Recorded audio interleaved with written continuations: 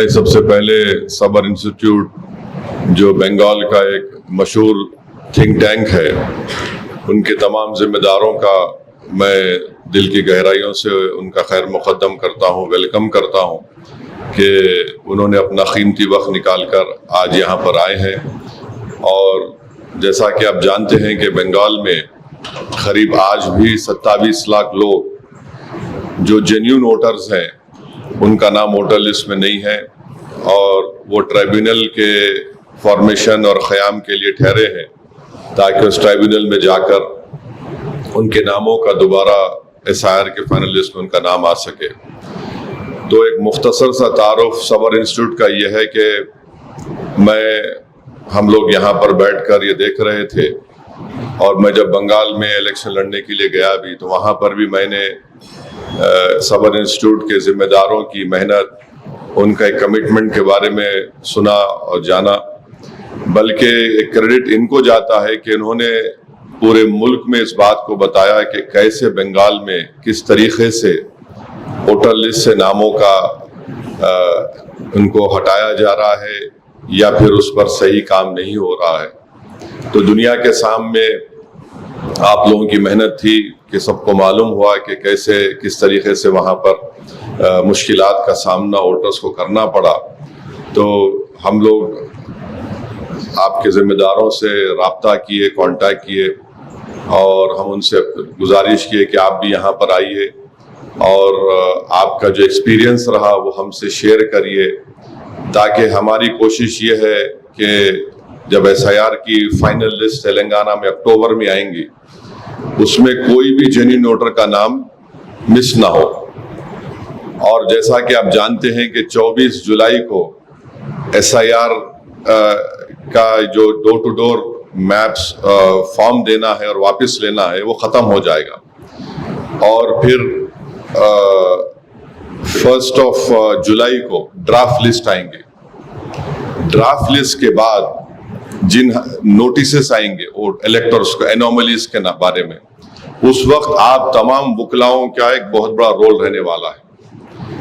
और हम ये सबर इंस्टीट्यूट के जिम्मेदारों को यहाँ पर इसलिए बुलाए हैं कि वो आपको बताएंगे कि किस तरीके से ड्राफ्ट लिस्ट में जब नोटिसेस इलेक्टर्स को आएंगे, वोटर्स को आएंगे, हम कैसे उसको उनकी नोटिस का जवाब देना, क्योंकि नोटिस जाएगी ERO के पास, वोटर को जाके ERO को बताना पड़ेगा। तो इसमें आप ये तजुर्बा और आप लोग वहाँ पर बहुत मेहनत किए और एक रेप्यूटेटेड थिंक टैंक है, और इसीलिए आप तमाम लॉयर्स को, वकला को भी तकलीफ दी गई है। मैं आपका बेहद शुक्रगुजार हूँ कि आप अपना आज कोर्ट भी है आप छोड़कर यहाँ पर आए। मेरी आप तमाम से गुजारिश है कि आप लोगों के लॉयर्स का एक बहुत बड़ा रोल इसमें रहने वाला है, और आप लोगों की एक्टिव पार्टिसिपेशन की वजह से हो सकता है इंशाअल्लाह के लाखों नहीं तो कम से कम हजारों जेन्युइन वोटर का नाम वोटर लिस्ट में आ जाए। तो आपका बहुत बहुत शुक्रिया, आप यहाँ पर आए। और आप जानते हैं कि बंगाल में जिन लोगों का नाम वोटर लिस्ट में नहीं आया, उनको पब्लिक डिस्ट्रीब्यूशन सिस्टम से यानी रेशन उनको नहीं मिल रहा, निकाल दिया गया उसको। और एक मशहूर जर्नलिस्ट है वहाँ के, बहुत मशहूर बड़ा अखबार है टेलीग्राफ, उसके एडिटर थे, बहुत मशहूर आदमी है, उनके पासपोर्ट भी रिन्यू नहीं हुआ, फिर अब रिन्यू हो गया वो। तो ये चीजें हैं, इसीलिए हम अभी से आप लोगों को जहमत दिए, हमारे सबर इंस्टीट्यूट के तमाम हमारे जिम्मेदारों को हम यहाँ पर तकलीफ देना पड़ा, ताकि जो गलतियां वहां पर हुई हमसे नहीं होना यहाँ पर। तो इसीलिए आप लोग का एक बहुत बड़ा रोल है, वकीलों का, लॉयर्स का। अब तो खैर फॉर्म दिए जा रहे हैं MIM पार्टी की तरफ से। आप देखें कि एक ऐप भी हम लोग बनाए, हर जगह हेल्प डेस्क सेंटर है, मगर अब बहुत बड़ा रोल ड्राफ्ट लिस्ट आने के बाद शुरू होगा। ड्राफ्ट लिस्ट के बाद नोटिसेस जाएंगे एनोमलीज की, अब किसी का जो भी एनोमलीज है। अब मिसाल के तौर पे 2002 में नाम नहीं है, मगर अभी फाइनल लिस्ट में उनको इन्यूमरेशन फॉर्म आ गया, तो उनको डॉक्यूमेंट्स लगा कर देना है। तो उस वक्त आप लोग जाकर उन वोटर्स के साथ ERO के पास आपको रहना पड़ेगा। तो मेरी आपसे गुजारिश है कि थोड़ा आपको वक्त देना पड़ेगा आप लोगों को, और इससे बहुत से गरीबों का फायदा होगा। याद रखिए, अफसोस की बात यह है कि हमारे मुल्क में जो गरीब है, चाहे वो किसी मजहब का हो, वो अनडॉक्यूमेंटेड है। ये बहुत बड़ी परेशानी है। और खैर ये मैं इसलिए भी कह रहा हूं कि आप देखिए कि मैं एक नोट मेरे पास है जिसमें हमारे मुल्क का एक बहुत बड़ा एक थिंक टैंक है, लोकनीति CDS। उन्होंने एक सर्वे किया था, बहुत ही दिल्ली का मशहूर थिंक टैंक है। 5 रियासत का और दिल्ली का उन्होंने सर्वे किया। उसमें उनको मालूम हुआ कि 52%, माने मुल्क के 5 स्टेट्स और दिल्ली को मिलाकर 52% लोगों के पास बर्थ सर्टिफिकेट नहीं है, 41% के पास डोमिसाइल सर्टिफिकेट नहीं है और 42% के पास कास्ट सर्टिफिकेट नहीं है।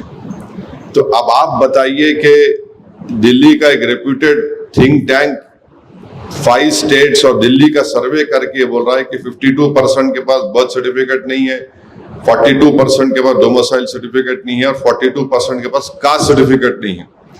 फिर नेशनल फैमिली हेल्थ सर्वे आप देख लीजिए, ये गवर्नमेंट ऑफ इंडिया का दिया गया है। उन्होंने कहा कि 82% of children in the richest wealth group had there birth registered, माने जो दौलतमंद लोग हैं उसमें से 82.3% के पास, जो दौलतमंद का ग्रुप है, माने जो तबका है, उसमें उनके पास बर्थ सर्टिफिकेट है। और जो गरीब है 40.7% के पास बर्थ सर्टिफिकेट नहीं है। फिर शेड्यूल ट्राइब में 60% के पास नहीं है और शेड्यूल ट्राइब्स का 55% के पास नहीं है और दूसरे जो कास्ट है 71%। तो अब आप बताइए, अब 2004 के बाद जो पैदा हुए उनको तो 3 डॉक्यूमेंट देना है, खुद का, माँ बाप का, तीनों का देने का है।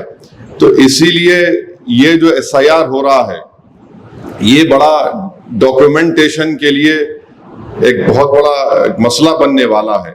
और मैं आखिर में ये बात तेलंगाना हुकूमत से ये डिमांड करता हूं, अपील नहीं कर रहा हूं कि अभी वक्त है यहाँ पे चीफ मिनिस्टर रेवंत रेड्डी की गवर्नमेंट को कि वो तेलंगाना के गरीबों के लिए एक फौरन परमानेंट रेजिडेंट सर्टिफिकेट दो। आप देखिए 12 डॉक्यूमेंट में तेलंगाना में परमानेंट रेजिडेंस नहीं है, NRC नहीं हुआ, फैमिली रजिस्टर नहीं है। मैं आपको बड़ी सीरियसनेस के साथ कह रहा हूं कि एक बहुत बड़ा मसला पूरे तेलंगाना में गरीबों का यह है कि उनके पास डॉक्यूमेंट नहीं है। और कैसा डॉक्यूमेंट लाएंगे वो लोग? और डॉक्यूमेंट नहीं होने की बुनियाद पर उनका, कई लोगों का नाम नहीं आएगा फाइनल लिस्ट SIR में। जब क्या करेंगे आप? देखिए, कोई मर गया तो जाके पुरसा देते आप, कोई जिंदा रहा तो पुरसा कैसा देते उसको बोलो आप मेरे को। तो जिंदा लोगों का अगर नाम नहीं आएगा कागज की बुनियाद पर, ये तो बहुत बड़ी नाइंसाफी है। यकीनन चीफ मिनिस्टर का मैं शुक्रगुजार हूं कि जनवरी में मैं और टेमरिस के चेयरमैन जाकर उनको रिक्वेस्ट करें, मिले, समझाएं उनको, तो तब जाकर वो आप देखेंगे हर असेंबली कॉन्स्टिट्यूंसी में मी सेवा के सेंटर्स का इजाफा हो गया। उसके जरिए से लोगों को डॉक्यूमेंट मिल रहा है, मगर उसमें भी सिर्फ 10 साल का 10th क्लास का सर्टिफिकेट मिल रहा, 10 साल पुराना नहीं मिल रहा उसमें। तो इसीलिए हम तेलंगाना की रेवंत रेड्डी की गवर्नमेंट से अपील कर रहे हैं कि मैं जानता हूं आर्टिकल 371D है तेलंगाना में, मगर वो 371D की उसको सुप्रीम कोर्ट का एक जजमेंट है, अगर कोई क्लास 6 से कंटिन्यूअसली 4 साल पढ़ा तो लोकल रेजिडेंट हो गया उन्हें। आप लोग जानते होंगे 371D है, आप पूरे लॉयर्स है। जब वो सुप्रीम कोर्ट का जजमेंट ये बोल रहा है 4 साल, आप देते क्यों नहीं भाई परमानेंट रेजिडेंट सर्टिफिकेट? क्या चीज है जो आपको रोक रही है? ये मैं डिप्टी CM को भी मैं और टेमरिस के चेयरमैन जाके मिले, बोले उनको, चीफ मिनिस्टर से मैं मिलने का वक्त पूछ रहा हूं। जनवरी के बाद एक बार उनसे मुलाकात हुई थी ये हज कैंप में, उसके बाद उन्हें ज्यादा मसरूफ है। मगर अगर एक रूलिंग पार्टी इस बात को नहीं समझ रही है कि तेलंगाना के गरीबों के पास डॉक्यूमेंट नहीं है, तो फिर वो रियलिटी से कट ऑफ है एकदम। बीजेपी के दो MPs यहाँ के यूनियन मिनिस्टर है, वो क्यों नहीं बोल सकते जाके इलेक्शन कमिश्नर ऑफ इंडिया को कि भाई पैन कार्ड, ड्राइविंग लाइसेंस और आपके जो फूड सिक्योरिटी कार्ड कबूल करो उसको। रूलिंग पार्टी इसके बारे में बात नहीं करे। तो हम तेलंगाना की गवर्नमेंट से ये डिमांड करते हैं कि फौरन तेलंगाना में आप परमानेंट रेजिडेंट सर्टिफिकेट दीजिए और उसको आप बुनियाद बनाइए। भाई अगर आप बुनियाद बना सकते हो, उसको क्या बुनियाद बना सकते कि कोई यहां पर पैदा हुआ तेलंगाना में, उसके पास 2002 में अगर उसका नाम है, कई लोगों का नाम है, अगर उनके माँ बाप का नाम है तो आप 2 परमानेंट रेजिडेंट सर्टिफिकेट उसको, उसके दादा दादी का नाम है, नाना नानी का नाम, 2 सर्टिफिकेट उसको, परमानेंट रेजिडेंट सर्टिफिकेट। जब 4 साल कंटिन्यूस एजुकेशन अगर यहां पर हो रहा है सुप्रीम कोर्ट के जजमेंट के मुताबिक, तो उसको एजुकेशन और एम्प्लॉयमेंट में उसको हिस्सा मिल सकता है। तो फिर आप क्यों नहीं देना चाह रहे उसको? ये ताज्जुब की बात है। और गवर्नमेंट के पास कई डेटा है, आधार कार्ड है, रेशन कार्ड है, स्कूल का रिकॉर्ड है, रेवेन्यू रिकॉर्ड्स है, आप उस डेटे को भी बुनियाद बना सकते। रूलिंग पार्टी कांग्रेस पार्टी की है। फाइनल वोटर लिस्ट आने के बाद आप आके पुरसा नहीं देना हमारे को, देखो साजिश हो गई। साजिश हो रही तो आप उसका तोड़ तलाश करो ना। उसका तोड़ यह है कि परमानेंट रेजिडेंट सर्टिफिकेट दे दो। आप कर्नाटका में दे रहे, वहां भी कांग्रेस की हुकूमत है, यहां क्यों नहीं देना चाह रहे? अफसोस ये है कि बार बार ये कांग्रेस पार्टी की गवर्नमेंट को बोलने के बावजूद भी खाली मीटिंगा कर रहे हो। अरे जमीनी हकीकत ये है, रोज कम से कम मैं आपको बता रहा हूं, पिछले 2 महीने से आप मजलिस के एमएलए से पूछ लीजिए, कम से कम मिनिमम रोज 50 से 60 लोग पिछले 2 महीने से रोज बोल रहे साहब डॉक्यूमेंट नहीं है। डॉक्यूमेंट नहीं रहने की बुनियाद पर आप कैसा किसको महरूम कर देंगे? बोलो आप। परमानेंट रेजिडेंट सर्टिफिकेट तेलंगाना की हुकूमत को देना चाहिए, हम डिमांड करते हैं उस बात को। और डिप्टी सीएम ये काम कर सकते, मैं उनको बोला भी हूं, वो समझे भी मेरी बात को। और सीएम को चाहिए कि आप दो ना, बाजू पड़ोसी रियासत में दे रहे, यहां पर क्यों नहीं दे सकते आप? तो खैर बहरहाल ये बात बोलना था। अब ये पूरा मैं जिम्मेदारी और प्रोग्राम की जिम्मेदारी हमारे साबिर साहब को और उनके कलीग्स को देता हूं। मेरी आप लॉयर से गुजारिश है कि आराम से बैठिए। प्रोग्राम पूरा खत्म होने के बाद हम लोग नमाज जो पढ़ना चाह रहे नमाज पढ़ के लंच करके आप लोग जाएंगे इंशाल्लाह। मगर पूरा सुनिए, साबिर भाई जो बोलेंगे, उनके कलीग भी है जो बेचारे लंबा सफर करके बंगाल से यहाँ पर आए, हम उनका बहुत बहुत शुक्रिया अदा करते। और आप उसके बाद आपके कोई सवालात है, क्वेश्चंस है, क्वेरीज है तो आप जरूर पूछिए। मगर जितने लॉयर्स यहाँ पर आए और जो यहाँ पर नहीं आ सके, प्लीज आपकी सर्विसेज की बेहद जरूरत है। अगर आप लोग आगे बढ़ेंगे, ड्राफ्ट लिस्ट आने के बाद आपको ये बहुत बड़ा अजर मिलेगा अल्लाह सुब्हान ताला के पास से, क्योंकि ये आपको अपनी काबिलियत दिखाना है और जेन्युइन वोटर को उसका राइट मिलना है। आप जानते कि देखिए, अभी आप साबिर भाई भी देखे होंगे, यूनियन होम मिनिस्ट्री ने एक हाई लेवल कमीशन बनाया रिटायर्ड सुप्रीम कोर्ट के जज को, और उनको ये बोला गया है कि जहां जहां डेमोग्राफी में चेंज आए, जहां जहां अचानक आबादी बन गई, वो कमीशन इसको देखेगा। और तीसरी बात जो अमित शाह ने वो मीटिंग ली, उसमें कहा कि जो नाम एसआईआर में जो 6 करोड़ नाम एक्सक्लूड हो गए, वो उसको भी चेक करेंगे। अमित शाह होम मिनिस्टर अगर कोई मीटिंग करते तो याद रखिए वो कच्चा काम नहीं करता आदमी, वो खाली हवाई फायरिंग नहीं करता, कुछ ना कुछ बराबर वो एक प्रोग्राम बना के काम कर रहे हैं। और मेरे को ये सस्पिशन है, I might be proven wrong, कि वो फाइनली एनआरसी करना चाहते, क्योंकि ये high level commission of inquiry है, रिटायर्ड सुप्रीम कोर्ट जज है। अब वो बोल रहे कि जहां पर अचानक आबादी बढ़ गई, वो कहीं बाहर से तो नहीं आए, जहां पर अचानक हैबिटेशन बढ़ गया यानी इलाका बढ़ गया, नहीं हुआ।